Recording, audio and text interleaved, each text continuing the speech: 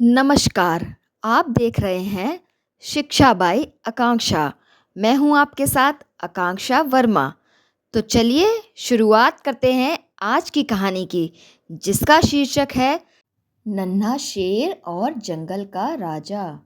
बहुत समय पहले की बात है। एक जंगल में रुद्र नाम का एक खतरनाक और क्रूर शेर रहता था। वह जंगल का राजा था, किंतु हमेशा जंगल के सभी जानवरों को डरा कर रखता था और मौका मिलते ही छोटे छोटे जानवरों पर हमला भी कर देता था।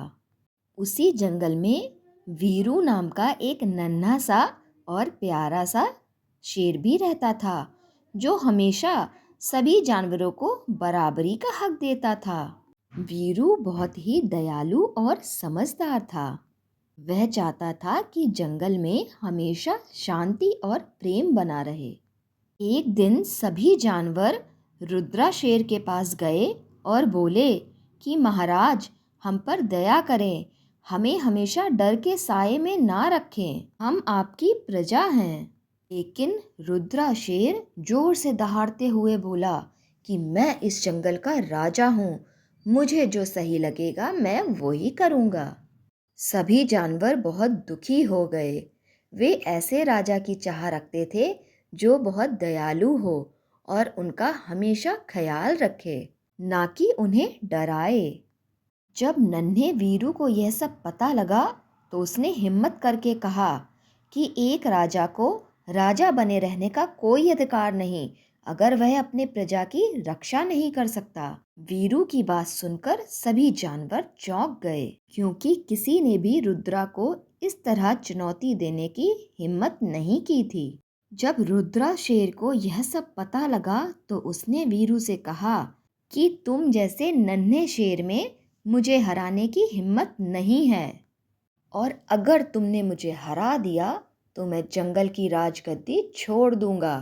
वीरू जानता था कि वह ताकत से रुद्रा को नहीं हरा सकता, इसलिए उसने सोच विचार करके चतुराई से एक योजना बनाई। अगले दिन मुकाबला शुरू हुआ।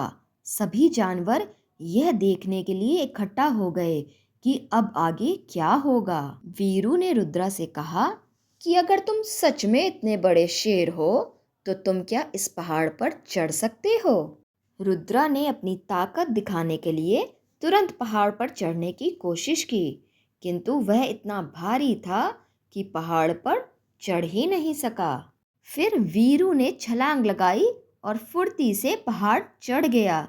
सभी जानवरों ने वीरू के लिए जोरदार तालियां बजाईं। तब वीरू ने कहा कि एक राजा को केवल ताकतवर ही नहीं बल्कि समझदार और फुर्तीला भी होना चाहिए। यह सुनकर रुद्रा का गुस्सा तो सातवें आसमान पर चढ़ गया और वह वीरू को मारने के लिए उसके पीछे दहाड़ते हुए भागा। वीरू एक कीचड़ के गड्ढे के पास खड़ा था। जैसे ही रुद्रा उसके ऊपर छलांग लगाने को कूदा, वीरू वहां से हट गया और रुद्रा कीचड़ के गड्ढे में जा गिरा।